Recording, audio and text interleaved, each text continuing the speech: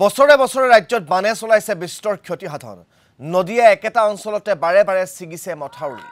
বানপানীৰ পৰা পৰিত্ৰাণৰ বাবে ৰাইজ শৰণাপন্ন হ'ল জলদেৱতাৰ সিপাঝাৰৰ ননৈ নদীৰ বাহনী পানীয়ে প্ৰতি বছৰে পশ্চিম দিশৰ মথাউৰি ছিগি সৃষ্টি কৰি আহিছে ভয়াৱহ পৰিস্থিতি বানত কঙাল হৈ পৰা ৪-৫খন গাঁৱৰ ৰাইজে মিলি আয়োজন কৰিলে জলপূজাৰ জলদেৱতাক সন্তুষ্ট কৰি জলপ্ৰলয়ৰ পৰা পৰিত্ৰাণৰ প্ৰয়াস এইসকল বাৰাক্ৰান্তৰ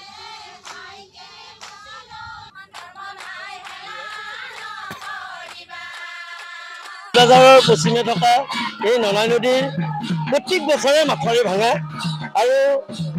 মাথাউৰি ভাঙাৰ ফলত আমাৰ ঘৰ দুৱাৰ জীৱ জন্তু খোৱা খাদ্যৰ ওপৰত বহুত বাৰ নাটনি 5 বা 6 বাৰ মাথাউৰি ভাঙি থাকে সেইকাৰণে আমি উপায় নাপায়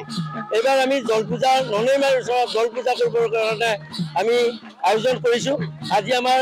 এই জলপূজাৰ কাৰণে হাঁহ কণী পাৰ যোনে যি পাৰে আইৰ ওচৰত ননৈমাৰ ওচৰত প্ৰাৰ্থনা ভাগ আগবঢ়াইছে যাতে দুয়োটা মাথাউৰিয়ে পূবে থকা মাথাউৰিটো আৰু পশ্চিমে থকা মাথাউৰিটো যাতে নাভাঙে আই ভগৱতী ধুনীয়াকৈ বৈ যায় তাৰ বাবে আমি আজি জলপূজা কৰিছোঁ।